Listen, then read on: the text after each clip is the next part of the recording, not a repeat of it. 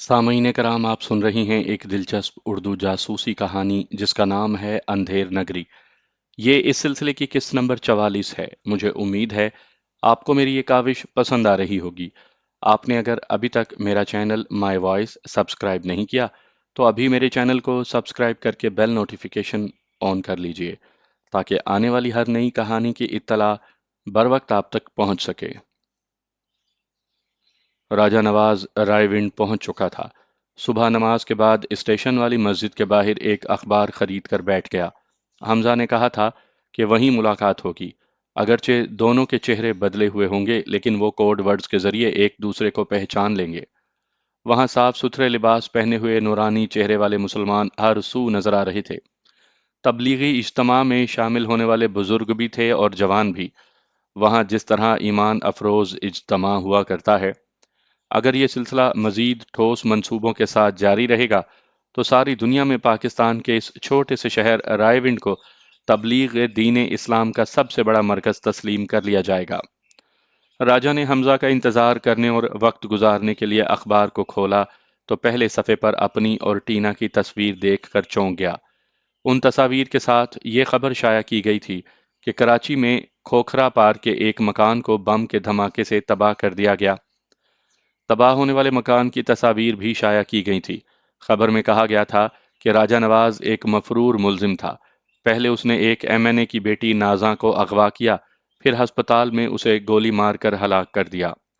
Police ने बड़े जबरदस्त मुकाबले के बाद उसे गिरफ्तार किया था, लेकिन उसका एक साथी दहशतगर्द अमीर हमजा थाने पर मुनज्जिम हमला करके उसे छुड़ा कर ले गया।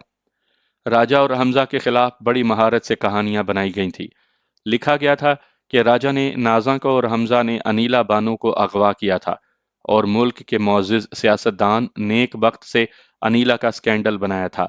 नेक बख्त को बदनाम करने की हत्युल इम्कान कोशिशें की थी, लेकिन ऐसे ठोस सबूत और गवाह मिल गए जिनसे ये साबित हो गया कि हमजा अनीला को लंदन ले गया था। वहां कुछ रोज ऐश करने के बाद उसे हलाक करके वापस पाकिस्तान आ गया। वो दोनों यानी राजा और हमजा किसी खुफिया एजेंसी से ताल्लुक रखते हैं। हमारे सियासतदानों पर कीचड़ भी उछालते हैं और वो दोनों जिनसी जनूनी भी हैं। उन्होंने नाजा और अनीला को ठिकाने लगाने के बाद 3 दिन पहले एक कौंसल खाने की लेडी सेक्रेटरी टीना को अगवा किया था और उसे खोखरा पार के एक मकान में ले गए थे। लेकिन उन दोनों में इस बात पर झगड़ा होने लगा कि पहले कौन टीना के साथ वक्त गुजारेगा। वो दोनों नशे में थे। उस झगड़े ने रफ्ता रफ्ता खून खराबे की सूरत इख्तियार कर ली। ऐसे वक्त हमजा ने चालाकी दिखाई। जब राजा नवाज झगड़े के दौरान में एक कमरे में गया तो उसने दरवाजे को बाहर से बंद कर दिया। उसके साथ वाले कमरे में एक जबरदस्त कुवत का टाइम बम लगाया और टीना को जबरदस्ती गन पॉइंट पर अपनी कार में ले जाने लगा। वो टाइम बम अपने मुकर्ररा वक्त पर ब्लास्ट हो गया। राजा के जिस्म के ऐसे चीथड़े हुए कि उसे देखकर इबरत हासिल होती है। धमाके की आवाज सुनते ही इलाके की पुलिस हरकत में आ गई।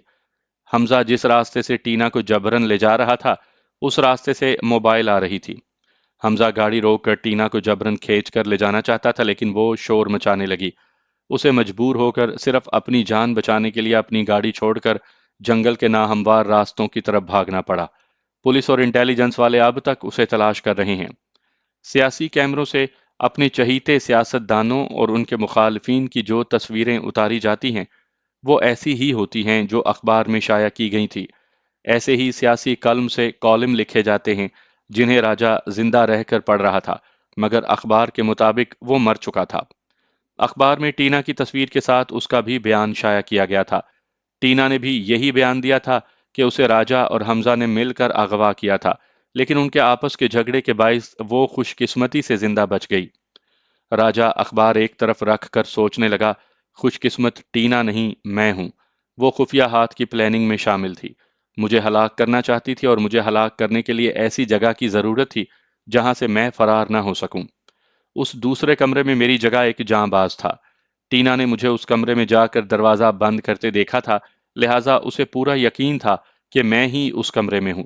उसने उस कमरे के दरवाजों को बाहर से बंद किया होगा और एक टाइम बम में ब्लास्टिंग का वक्त मुकर्रर करके वहां से भाग गई होगी। वो एक गहरी सांस लेकर दिल ही दिल में बोला, वाह री औरत, मैं तुझे मजलूम और वफादार समझकर तेरी हलाकत पर अफसोस कर रहा था اور تو ہے کہ میری ہلاکت کا سامان کر چکی تھی۔ بے شک حمزہ چٹان ہے، کسی کی ہلاکت پر رنجیدہ نہیں ہوتا، ہلاک کرنے والوں کے اندر گھس کر ان کے ارادے معلوم کرتا ہے۔ مجھے کئی بار محبت اور غصے سے سمجھا چکا ہے کہ کسی ایک رشتے کے لیے جذباتی نہ بنو۔ اگر ایک بہن ہے یا ایک محبوبہ ہلاک ہوتی ہے تو ہمارے منہ پر ایک بار جوتا پڑتا ہے۔ عزم کرو کہ دوسری بہنیں اور دوسروں کی محبوبائیں ہلاک نہ ہوں اور بار بار ہمارے منہ پر جوتے نہ پڑیں۔ وہ سوچنے کے دوران میں سامنے دور تک لوگوں کو دیکھتا رہا اور حمزہ کو پہچاننے کی کوشش کرتا رہا۔ حمزہ وہاں آ چکا تھا اور دور کھڑا مسجد کے چبوترے پر بیٹھے ہوئے افراد کو دیکھ کر راجا کو پہچاننا چاہتا تھا۔ وہاں بیٹھے ہوئے لوگ ایک دوسرے سے باتیں کر رہے تھے، صرف ایک شخص کی خاموشی اور سوچتی ہوئی نظروں سے اندازہ ہو رہا تھا کہ وہی راجا نواز ہے۔ وہ آہستہ آہستہ چلتا ہوا آ کر اس کے پاس بیٹھ گیا، پھر تھکے ہوئے انداز میں بڑبڑایا، دنیا بدل جاتی ہے۔ راجا نواز نے چونک کر اسے دیکھا، پھر خوش ہو کر مصافحہ کرتے ہوئے بولا، دین نہیں بدلتا۔ حمزہ نے کہا، خوب بھیس بدلا ہے، داڑھی مونچھیں ہلکی ہیں مگر اصلی ہیں۔ میں نے 4 دنوں سے شیو نہیں کیا ہے، داڑھی اور مونچھوں کو سلیقے سے تراش لیا ہے، بالوں کا رنگ اور آنکھوں کے لینس تبدیل کیے ہیں، مگر تم تو بالکل ہی بدل گئے ہو۔ کیا پلاسٹک سرجری کروائی ہے؟ ہاں، مختصر سی سرجری کروائی ہے۔ آج کا اخبار پڑھا؟ ہاں، تم فوت ہو چکے ہو۔ اس جھوٹی خبر سے تمہیں فائدہ پہنچے گا۔ ہمارے مخالفین تمہیں مردہ سمجھ کر صرف مجھے تلاش کر رہے ہوں گے۔ خفیہ ہاتھ ہمیں شے مات دے رہا ہے، ہمارے اہم ذرائع اور ہماری ذاتی آرمی رکھنے والے طریقہ کار کو ہم سے چھین چکا ہے۔ تم یہ بتاؤ کہ ہم ابھی کس مقام پر کھڑے ہیں؟ ہم بے یار و مددگار کھڑے ہیں، صرف ایک اللہ کا سہارا ہے۔ اس حد تک تو میں سمجھ رہا ہوں، مگر یار، تم فوج میں کیپٹن رہ چکے ہو، جنگ ہارتے ہارتے جیتنے کے کئی طریقے جانتے ہو۔ ذرائع ہوں، اختیارات ہوں، وسائل ہوں، تو ہارنے والی جنگ جیتی جا سکتی ہے۔ تم ایسی مایوسی سے کہہ رہے ہو جیسے واقعی ہار مان کر رائے ونڈ میں گوشہ نشینی اختیار کر کے تسبیح پڑھنے آئے ہو۔ وہ مسکرا کر بولا، ہمارے دین میں علماء کرام اور دانشوروں کو گوشہ نشینی کی اجازت ہے، ورنہ تمام عمر دین اور ایمان کے لیے جہاد کرنا لازمی ہے۔ ہم ہار مان کر ایمان اور سچائی کے لیے جہاد ترک نہیں کریں گے۔ ہاں، ہم ضدی ہیں، مر جائیں گے لیکن ہار نہیں مانیں گے۔ ان کی پہلی کوشش یہ ہوگی کہ میری طرح تمہیں بھی ڈھونڈ کر ہلاک کر دیا جائے، یا تمہیں اس قدر مجبور کر دیا جائے اور اپنے ہی ملک کی زمین تمہارے لیے اتنی تنگ کر دی جائے کہ تم یہ ملک چھوڑ کر بھاگ جانے اور دوسرے کسی ملک میں جا کر پناہ لینے پر مجبور ہو جاؤ۔ حمزہ سر جھکائے اس کی باتیں سن رہا تھا۔ راجا نے کہا، میری سمجھ میں یہ آتا ہے کہ 1 سے 2 اور 2 سے 4 اور 4 سے 4 ہزار محبان وطن اور پہلے کی طرح ہمارے جاں باز ہوں تو ہماری جد و جہد میں پہلے سے زیادہ شدت پیدا ہو جائے گی۔ لیکن یہ میرا خیال ہے، خواب ہے یا پھر خوش فہمی ہے کہ ہمیں اپنے ہی ملک میں پہلے کی طرح جاں باز مل سکیں گے۔ یہ بہت بڑا المیہ ہے۔ بڑے دکھ کی بات ہے کہ پوری قوم پاکستان سے محبت کرتی ہے، مگر آدھی سے بھی آدھی قوم پاکستان کی سلامتی کے لیے عملی اقدامات نہیں کرتی۔ حمزہ نے کہا، ہمارے ملک میں غربت اور مہنگائی بہت ہے۔ اس غربت اور مہنگائی سے لڑتے لڑتے عوام کے دن رات گزرتے رہتے ہیں، اس لیے وہ کرپٹ سیاستدانوں سے لڑنے کا وقت نہیں نکال سکتے۔ لیکن میں یہ بات نہیں مانتا، جب انہیں لڑنے کا وقت نہیں ملتا ہے تو وہ مجرم سیاستدانوں کو ووٹ دینے کا وقت کیسے نکال لیتے ہیں؟ اگر غربت اور مہنگائی زیادہ ہے تو فلم کا ایک شو فیملی کے ساتھ دیکھنے میں کم از کم 300 روپے خرچ ہوتے ہیں، اور ہر شو ہاؤس فل ہوتا ہے۔ ماہ رمضان شروع ہوتے ہی مہنگائی ڈبل ہو جاتی ہے، اس کے باوجود بازاروں میں خریداروں کا ہجوم رہتا ہے۔ ایک بکرا 2,000 سے 10,000 تک خریدا جاتا ہے۔ بے شک قربانی دینا چاہیے، لیکن پاکستان کو گروی رکھ کر عید منانا سراسر پاگل پن ہے۔ مگر ہم ابھی اٹھ کر بلند آواز میں سب کو مخاطب کریں کہ اے لوگو، تم سب ایب نارمل ہو۔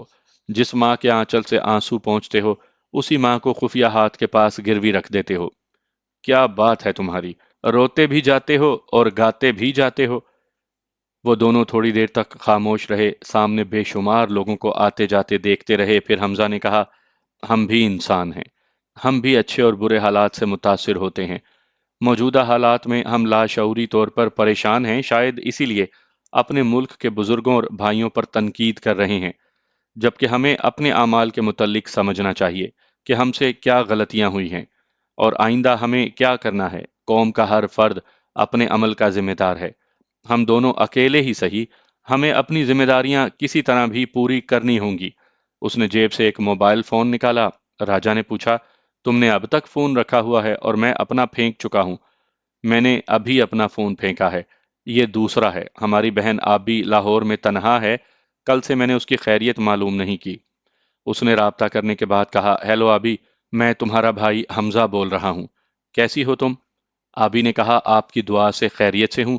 میں نے عارضی طور پر وہ کوٹھی چھوڑ دی ہے اور میڈیکل کالج کے ہاسٹل میں ہوں۔ فرمان کی کوئی خبر؟ ہاشم انکل نے بتایا ہے کہ وہ خیریت سے ہیں۔ حمزہ بھائی آپ سے انکل کی کچھ باتیں کرنا چاہتے ہیں، پلیز ان سے رابطہ کریں، میں ان کا ذاتی فون نمبر بتا رہی ہوں۔ حمزہ نے ایک قلم سے اپنی ہتھیلی پر نمبرز لکھے، پھر اس سے چند باتیں کر کے فون بند کر دیا۔ راجا نے اس کی ہتھیلی کو دیکھ کر پوچھا، یہ کس کے نمبر ہیں؟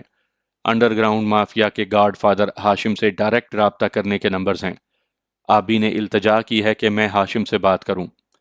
ہم مجرموں سے کوئی تعلق نہیں رکھتے، کیا تم اس سے بات کرو گے؟ یہی سوچ رہا ہوں۔ وہ صرف ایک مجرم نہیں ہے، لیڈی سرجن آمنہ کا بھائی اور ہمارے ساتھی فرمان کا ماموں بھی ہے، اور ان اہم رشتوں کے حوالے سے بات کرنی چاہیے۔ راجا نے کہا، باجی آمنہ کا کردار بھی عجیب ہے۔ وہ خطرناک مجرموں کا علاج کرتی ہیں، لیکن ایک ڈاکٹر کی حیثیت سے خود مجرمہ نہیں، بڑی باصلاحیت اور عظیم خاتون ہیں۔ قانون کے محافظ ان کے آگے بے بس ہو جاتے ہیں۔ حمزہ نے ہاشم سے رابطہ کیا، میں امیر حمزہ بول رہا ہوں، شاید تم میرے اصولوں سے واقف ہو، میں مجرموں سے کوئی تعلق نہیں رکھتا، لیکن باجی آمنہ کے بھائی ہو، فرمان اور آبی کے ماموں ہو۔ ابھی آبی نے التجا کی ہے کہ میں تم سے باتیں کروں۔ شکریہ حمزہ، تم نے آبی کی بات رکھ لی۔ میں تم سے پوچھنا چاہتا ہوں، کیا ہماری باجی آمنہ کو کوئی مجرمہ ثابت کر سکتا ہے؟ ہرگز نہیں، وہ ایک ڈاکٹر ہیں اور اپنے پیشے کے تقاضے پورے کرنے کے لیے مجرموں کا بھی علاج کرتی ہیں۔ حمزہ، تم بھی ڈاکٹر ہو، ہمارے سیاستدانوں نے ملک میں جو کرپشن کی بیماریاں پھیلائی ہیں، تم ان بیماریوں کو ختم کرنے کے لیے دن رات مصروف رہتے ہو۔ دنیا کی کوئی طاقت باجی آمنہ کو ایک تنہا اور کمزور عورت سمجھ کر انہیں نقصان نہیں پہنچا سکتی۔ ان کی پشت پر صرف میں نہیں ہوں، عالمی سطح کے بے حد خطرناک مجرم بھی ان کے محافظ بنے رہتے ہیں۔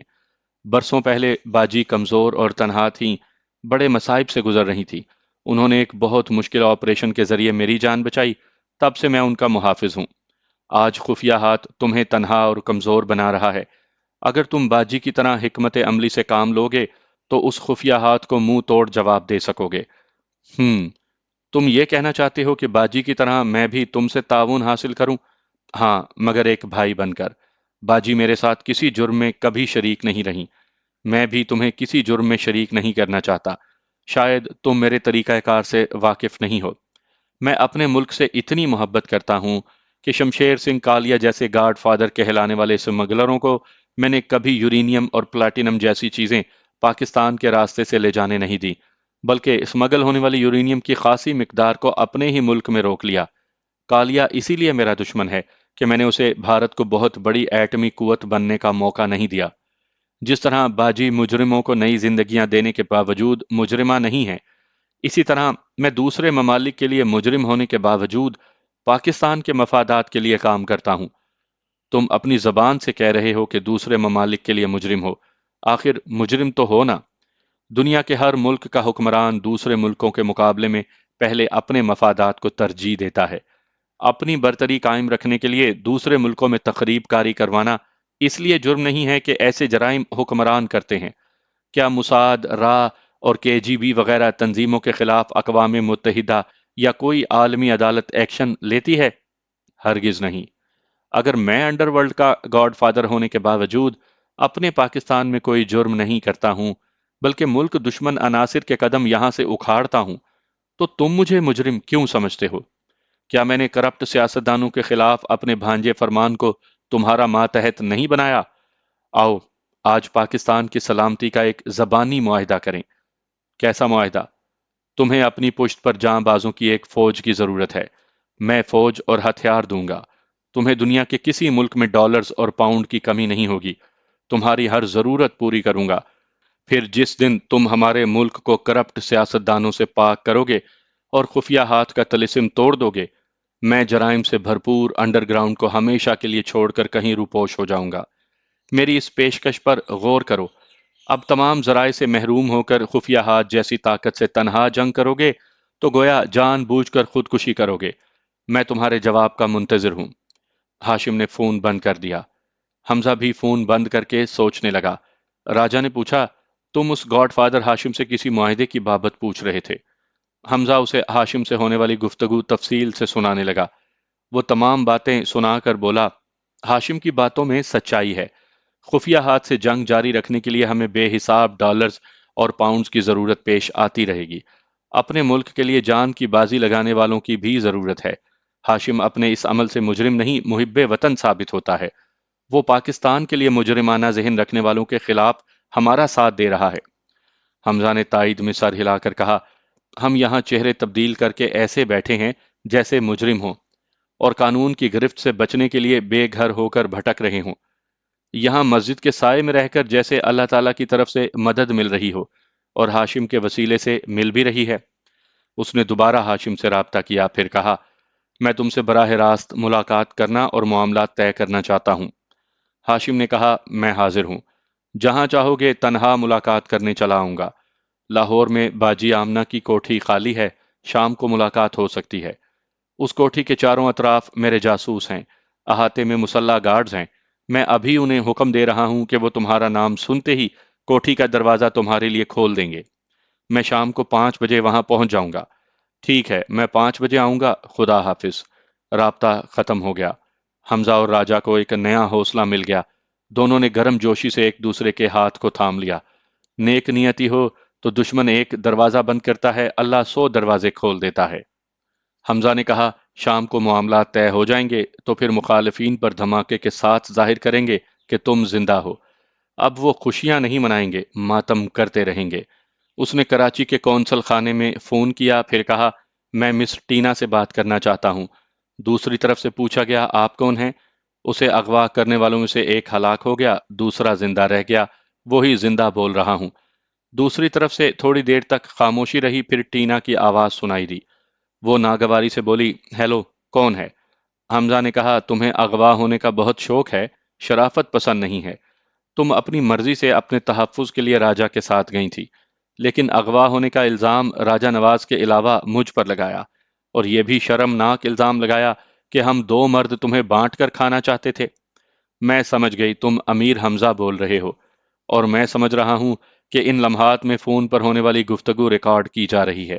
تم مجھے لمبی باتوں میں الجھاؤ گی اور یہ سراغ لگایا جائے گا کہ میں کس فون پر کہاں سے بول رہا ہوں، لیکن میں مختصر سی بات کہہ رہا ہوں کہ تمہاری اغوا ہونے کی خواہش پوری کروں گا۔ میرے کراچی آنے تک کسی فولادی قلعے میں چھپ جاؤ، اس کے باوجود تمہاری خواہش پوری کروں گا۔ حمزہ نے فون بند کر دیا، پھر دوسرے نمبر پنچ کرنے کے بعد کہا، ہیلو، میں امیر حمزہ بول رہا ہوں۔ نیک وقت سے کہو میں اس کے سیف کی تمام چیزیں واپس کرنا چاہتا ہوں۔ اگر وہ مجھ سے بات کرے گا تو میں کاشف اکبر کے سیف سے لائی ہوئی چیزیں بھی دوں گا۔ دوسری طرف سے سیکٹری نے کہا، پلیز ہولڈ آن رکھیں، میں سر کو آپ کا پیغام دے رہا ہوں۔ حمزہ انتظار کرنے لگا۔ چند منٹ کے بعد سیکٹری نے کہا، please hold on, sir bathroom سے ابھی آ رہے ہیں۔ پھر چند منٹ تک انتظار کرنا پڑا۔ اس کے بعد نیک وقت کی آواز سنائی دی، ہیلو حمزہ صاحب، مجھے افسوس ہے آپ کو اتنا انتظار کرنا پڑا۔ حمزہ نے کہا، بعض اوقات ایسا ہوتا ہے کہ فون سے ٹیپ ریکارڈر منسلک کرنے میں دیر ہو جاتی ہے۔ یہ تو سب جانتے ہیں کہ کسی پہلوان کو اعصابی کمزوری کی دوا کھلائی جائے یا انجیکشن لگایا جائے تو وہ بالکل ہی کمزور اور ناکارہ ہو جاتا ہے۔ آپ کی ان باتوں کا مطلب یہی کہ تم نے اور خفیہ ہاتھ نے میرے اعصاب کمزور کرنے، بالکل ناکارہ بنا دینے کے لیے میرے تمام اہم ذرائع سے محروم کر دیا۔ صرف اتنا ہی نہیں، میری کمر توڑنے کے لیے میرے بہترین دوست راجہ نواز کو ہلاک کروا دیا۔ اب تو تمہاری پانچوں انگلیاں گھی میں ہیں۔ نیک وقت نے ہنستے ہوئے کہا، تم مجبور اور کھسیانے ہو کر بول رہے ہو۔ تم نے پوری کہاوت نہیں سنی، میں کہہ رہا ہوں تمہاری پانچوں انگلیاں گھی میں ہیں۔ کہاوت پوری کرنے کے لیے تمہارا سر کڑاہی میں ڈالنے والا ہوں۔ صرف کل تک انتظار کرو، تمہیں دن میں تارے نظر آنے والے ہیں۔ اس نے فون بند کر دیا۔ نیک وقت کی نیند اڑانے اور خفیہ ہاتھ کو تشویش میں مبتلا کرنے کے لیے فی الوقت اتنا ہی کافی تھا۔ اس نے راجہ نواز کو فون دیتے ہوئے کہا، تم کاشف اکبر سے بات کرو، جب ڈاکو دو ہوں تو دونوں کا کھانا خراب کرنا چاہیے۔ وہ آپس میں مشورے کرنے لگے کہ کاشف اکبر سے کس طرح کی گفتگو کی جائے۔ दूसरी طرف کاشف اکبر خفیہ ہاتھ کے سیکرٹری سے فون پر باتیں کر رہا تھا۔ آپ کے باس کے ہاتھوں میں تو دنیا کے بے شمار اخبارات، ریڈیو اور ٹی وی میڈیاز ہیں۔ آج کے اخبارات میں جو خبر شائع ہوئی ہے وہ تمہارے باس کی اس سیاسی چال کو واضح کرتی ہے کہ وہ آئندہ نیک بخت کو ہی حکومت بنانے کا موقع دیں گے۔ انہوں نے اس خبر کے ذریعے نیک بخت اور انیلا کے اسکینڈل کو ختم کر دیا۔ انیلا کے اغوا اور ہلاکت کا الزام امیر حمزہ کے گلے پر ڈال کر نیک بخت کو فرشتہ ثابت کیا۔ اس خبر میں میرا ذکر کہیں نہیں کہ میرا اور نازاں کا بھی اسکینڈل تھا۔ راجہ نواز نے نازاں کو اغوا کیا اور پھر قتل کیا۔ آپ کے باس مجھے بھی فرشتہ ثابت کر سکتے تھے، لیکن انہوں نے مجھے بالکل ہی نظر انداز کر دیا ہے۔ میری سمجھ میں نہیں آتا کہ حمزہ نے نیک بخت کے سیف سے اس کے اہم راز چرائے ہیں اور اس کی کمزوریاں عوام کے سامنے لا سکتا ہے، اسے شیطان ثابت کر سکتا ہے۔ سیکٹری نے کہا، آپ صرف اپنے گریبان پر نظر ڈالیں۔ حمزہ آپ کے سیف سے بھی اہم راز چرا کر لے گیا ہے۔ آپ خود کو عوام کے سامنے فرشتہ ثابت کر دیں، پھر الیکشن کی یہ جنگ آپ خود بخود جیت لیں گے۔ آپ کو ہمارے باس کے سہارے کی ضرورت نہیں پڑے گی۔ صرف فرشتہ ثابت کرنے کی ضرورت ہوتی تو یہ کھیل میں کھیل چکا ہوتا، مگر آپ کے باس کچھ ایسی چالیں چلیں گے جو ابھی ہماری سمجھ میں نہیں آ رہی۔ میں آپ سے التجا کرتا ہوں، ایک بار اپنے باس سے بات کروا دیں۔ سوری کہہ کر فون بند کر دیا گیا۔ دردانہ بیگم فون کے وائڈ اسپیکر سے دوسری طرف کی باتیں سن رہی تھی۔ مایوس ہو کر بولی، اب کیا ہوگا کاشف؟ صوبہ سندھ میں ہماری پوزیشن مضبوط تھی، لیکن رحمان چنہ کی ہلاکت کے بعد ہم یہاں بھی کمزور پڑ رہے ہیں۔ پھر وہ کاشف اکبر کو غصے سے دیکھتے ہوئے بولی، تمہاری ہوس پرستی ہمیں ڈبو رہی ہے نا؟ نہ تم نازا کو حاصل کرنے کی ضد کرتے اور نہ راجہ نواز ہمارا دشمن بن کر ہماری پوزیشن کو کمزور بناتا۔ مجھے کیا معلوم تھا کہ وہ اتنا زبردست ہوگا؟ ہمارے سامنے تو ایک عام سا یونیورسٹی کا اسٹوڈنٹ بن کر آیا تھا۔ اگر معلوم ہوتا کہ وہ دلیر اور چال باز ہے تو میں بڑی سے بڑی قیمت پر اسے خرید لیتا۔ چلو اچھا ہوا بم دھماکے میں مر گیا، ایک دن اس کا یہی انجام ہونا تھا۔ فون کی گھنٹی بجی۔ کاشف اکبر نے ریسیور اٹھا کر پوچھا، ہیلو، کون؟ راجہ نواز نے کہا، میں نے تمہاری آواز پہچان لی ہے۔ اگر مجھے مردہ نہ سمجھو تو میری بھی آواز پہچان لو۔ وہ حیرانی سے بولا، یہ تو راجہ نواز کی آواز ہے۔ تم کہتے ہو میں مردہ نہ سمجھوں؟ کیا تم زندہ ہو؟ اگر زندہ ہو تو تمام اخبارات میں اتنی بڑی خبر کیسے شائع ہوئی ہے؟ خفیہ ہاتھ مجھے امیر حمزہ کے مقابلے میں نیک بخت کی حفاظت کے لیے میری خدمات حاصل کرنا چاہتا تھا۔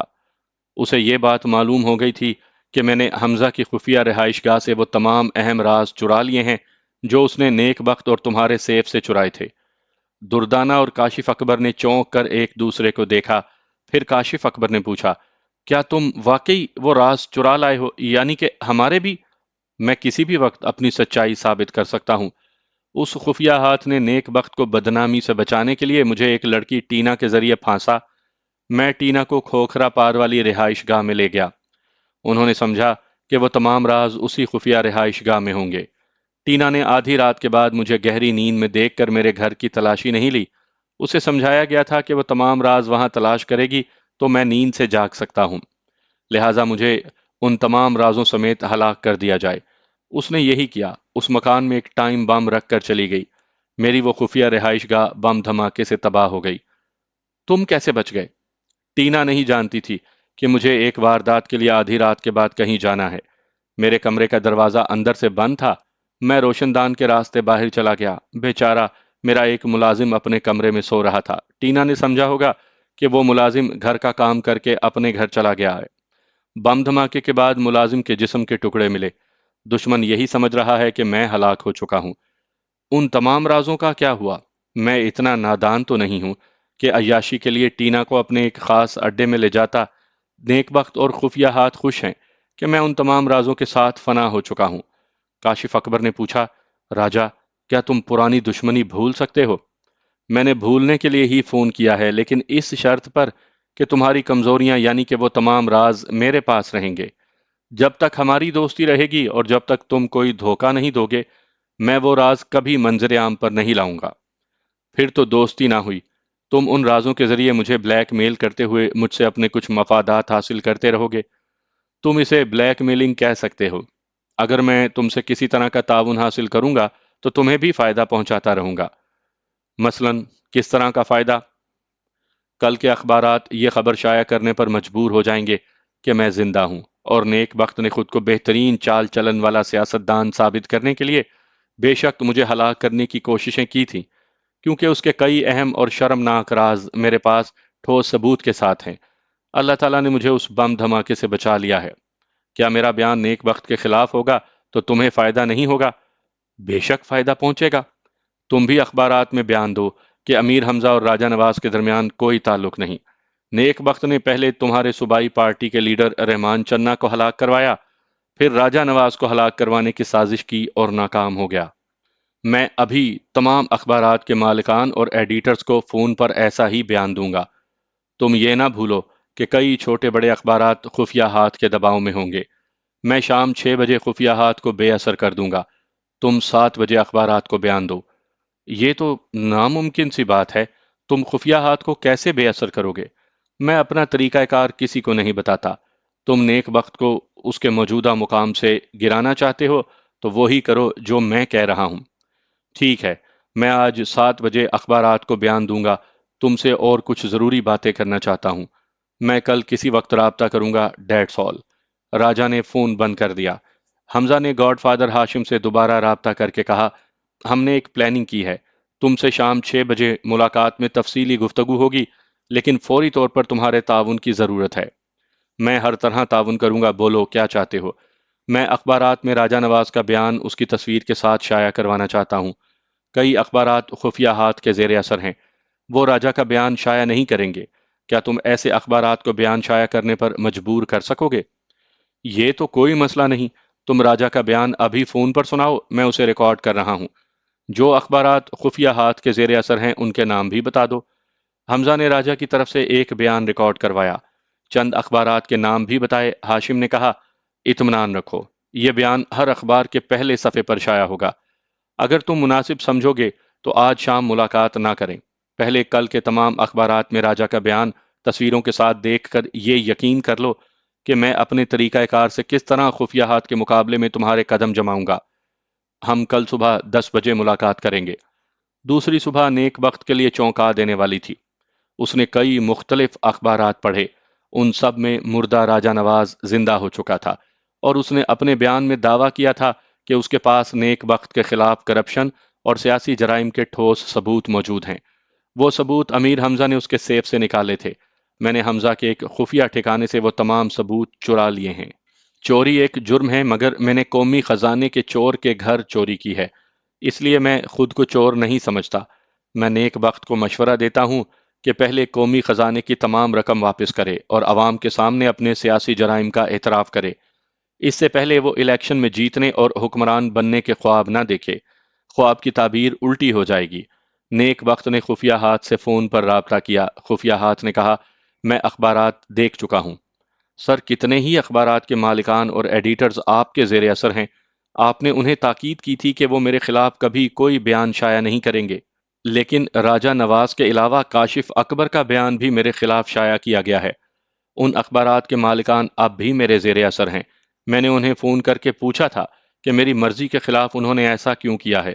ان سب کا بیان ہے کہ پچھلی رات جب اخبار کا پہلا صفحہ تیار کیا جا رہا تھا، تب نامعلوم افراد نے گن پوائنٹ پر ان بیانات کو چھاپنے پر مجبور کر دیا تھا، اور وہاں سے جاتے ہوئے دھمکیاں دی تھیں کہ آئندہ وہ فون پر جو کہیں گے وہی انہیں کرنا ہوگا۔ وہ دوسری بار ان کے دفاتر نہیں آئیں گے، بلکہ ان مالکان اور ایڈیٹرز کی بیویوں اور بچوں کو قتل کریں گے۔ ان کی عالی شان کوٹھیوں میں بم کے دھماکے کروائیں گے۔ تعجب ہے، آپ نے اپنی حکمت عملی سے امیر حمزہ کو تنہا کر دیا تھا۔ اس کے جتنے جاں باز آرمی سے ریٹائرڈ ہو چکے تھے اور درے پردہ اس کے لیے کام کر رہے تھے، انہیں دوبارہ ملازمت دے دی گئی تھی۔ وہ اپنے کیمپ سے باہر نہیں جاتے ہیں، پھر کراچی، لاہور اور اسلام آباد کے اخباری دفتروں میں بے حساب نامعلوم گن مین کہاں سے پہنچ گئے؟ ابھی تو یہی بات سمجھ میں آتی ہے کہ امیر حمزہ نے خفیہ فوج بنا رکھی ہے۔ میں انہیں فوجی نہیں، دہشت گرد کہوں گا، لیکن کیا وہ اتنا دولت مند ہے کہ ان بے شمار دہشت گردوں کے اخراجات برداشت کر رہا ہے، یا اس کی پشت پر کوئی بہت دولت مند اور بڑے وسیع ذرائع کا مالک ہے؟ ہماری تمام خفیہ ایجنسیاں امیر حمزہ کو تلاش کر رہی ہیں۔ اسے ڈھونڈ نکالنے کے بعد ہی معلوم کیا جا سکتا ہے کہ وہ دولت اور ذرائع کہاں سے پیدا کر رہا ہے۔ آپ کی ایک ایجنسی سے بھیجی ہوئی ٹینا احمق ثابت ہوئی۔ उसने पता नहीं उस मकान को ब्लास्ट करके किस शख्स को मार डाला है और हमें यकीन दिला दिया कि राजा नवाज को हलाक कर चुकी है। टीना बहुत चालाक है। राजा नवाज को फांसने के लिए बहुत सोच समझ कर उसका इंतखाब किया गया था, लेकिन राजा नवाज उससे ज्यादा चालाक साबित हुआ। फोन पर उसे धमकी दी गई है कि उसे किसी भी दिन अगवा करके हलाक किया जा सकता है। ये हमारे लिए भी चैलेंज है कि हम उसे मौत से नहीं बचा सकेंगे। सर, मुझे भी चैलेंज किया गया है कि कौमी खजाने से ली हुई रकम वापस नहीं करूंगा और आवाम के सामने अपने सियासी जराइम का एतराफ ना किया तो इलेक्शन में जीत नहीं सकूंगा और ना ही इक्तदार हासिल कर सकूंगा। तुम्हारे मुखालफीन जबरदस्त साबित होते जा रहे हैं, लेकिन उन्होंने खुफिया हाथ को अभी अच्छी तरह समझा नहीं। अभी इलेक्शन में 25 दिन बाकी हैं। मैं इतने दिनों में बाजी पलट कर रख दूंगा। दूसरी तरफ से अमीर हमजा और हाशिम ने पहली बार लेडी सर्जन आमना की कोठी में मुलाकात की और अहम मामलात पर गुफ्तगू करने लगे। राजा नवाज उस कोठी के बाहर कहीं छुपा हुआ था ताकि हमजा पर कोई आफत आए तो वो उसकी मदद को पहुंच सके। गॉडफादर हाशिम काबिल एतमाद था। इसके बावजूद वो दोनों एहतियाती तदाबीर पर अमल करने के आदी थे।